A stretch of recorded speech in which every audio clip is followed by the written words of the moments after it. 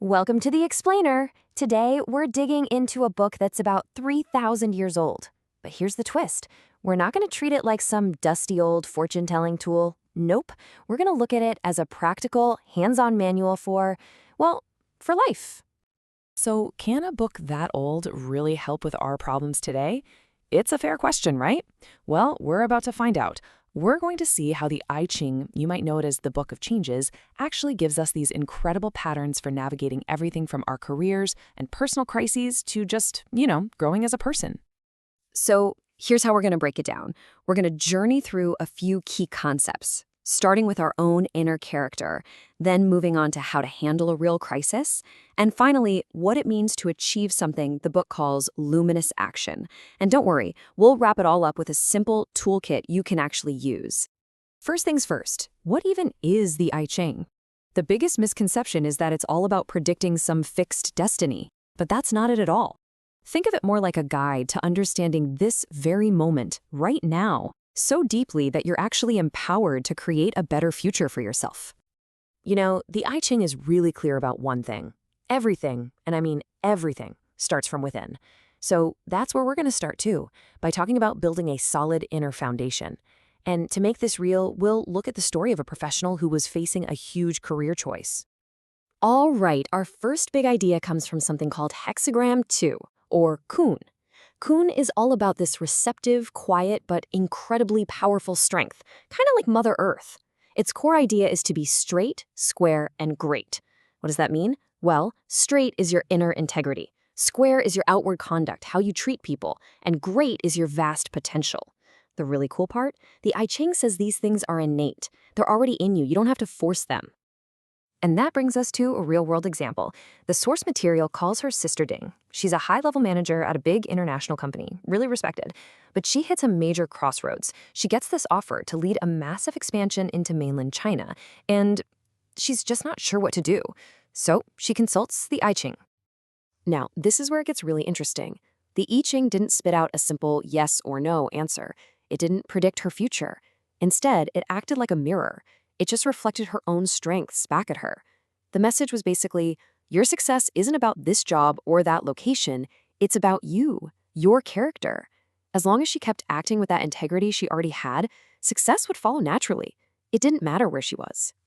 This idea of an inner foundation leads us perfectly into our next concept, which comes from hexagram 8, or B. B is all about holding together, about connection. But here's the key. It teaches that real connection and success, they don't come from running around trying to get people to like you. They don't come from chasing approval. Nope. They just happen when you are truly aligned with your own inner truth. And check this out. This source material points out this amazing connection. This whole idea of aligning from within, it's perfectly captured in a super famous Buddhist text, the Heart Sutra. It talks about this enlightened being, a bodhisattva named Guanzi Zai, who achieves incredible wisdom. How? Simply by observing from within. It's such a powerful parallel, isn't it? It just drives home the point. Genuine alignment is always, always an inside job. Okay, so it's one thing to have a strong inner character when things are going well. But what happens when that character is put to the ultimate test? What happens in moments of extreme hardship? That's what we're diving into next, the I Ching's wisdom for getting through our absolute darkest moments. This brings us to hexagram 29, which is called Kan. And Kan does not mess around. It looks hardship right in the eye. It's all about acknowledging that, life can throw you into these deep, dangerous pits.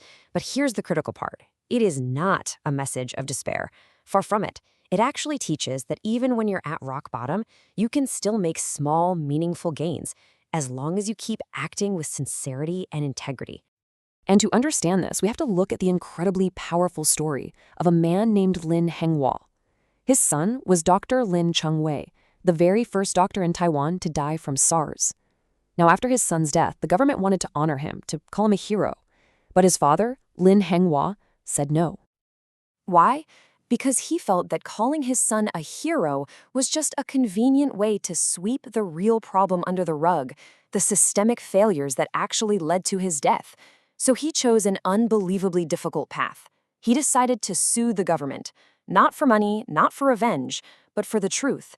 He wanted accountability so that no other family would have to go through what he did. And after a long, grueling legal fight, He won. The court awarded him $7.48 million in damages, which was a huge validation of his fight for the truth. But he didn't stop there. And this is where the story just perfectly illustrates the wisdom of that hexagram con. Remember, in the pit of danger, small gains are possible. He could have just taken the money and felt vindicated, but he saw a deeper opportunity inside this terrible crisis. He took the entire settlement, and then he added his own savings to it. He brought the total up to $10 million. And what did he do with it? He established the Dr. Lin Chongwei Foundation to help students in need. I mean, just think about that. He took his personal, unimaginable loss and his fight for justice, and he transformed it into this incredible, lasting legacy of public service. That is what it means to find a small gain in the abyss and turn it into something truly great. So, okay, you've worked on your inner character. You've learned how to navigate a crisis. What's next? What's the ultimate goal here? Well, the I Ching points to something we can call a state of luminous action. And this state is represented by hexagram 30, Li. Li is the symbol of fire, of the sun. It's all about clarity, intelligence, illumination. The hexagram talks about achieving yellow radiance, which is a metaphor for supreme good fortune. But again, we're not talking about random luck. This is the state you reach when your own inner clarity meets the challenges of the world, and you can act in a way that's both incredibly wise and deeply effective. The source material actually compares this to a state of enlightenment. It's that aha moment when you truly realize that everything you do, everything you perceive, it's all connected back to your own inner nature. So when you operate from that clear, centered place, the one you built with that earthy strength of Kun and tested in the fires of Kan, that's when you can act with real wisdom. So this is all great, but how do we actually apply it? Well, this last section is all about that. We're going to distill these ideas into a practical toolkit that you can use as a guide in your own life. Okay, let's boil it all down. Kun, that's about being authentic, being receptive. Don't force it. Be aligned from within. Let connections come to you. You're in a con crisis? Stay steady. Persevere with integrity. And Li, follow your own inner light. Act from that place of clarity. Simple as that. So let's bring it all home. Back to where we started. If you take away only one thing, let it be this. The I Ching is not about predicting the future. It's not some crystal ball telling you what's going to happen, locking you into some kind of fate. What it is a tool for self-awareness. It's like it shines a light on the hidden patterns of your current situation, right now. And by understanding those patterns, you are the one who's empowered.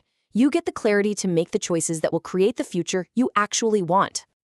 And that really leaves us with one final thought. An ancient text like the I Ching, it doesn't give you the answers. What it does is give you a map of the terrain. The map is in your hands now. Which path you choose to walk, well, that's entirely up to you.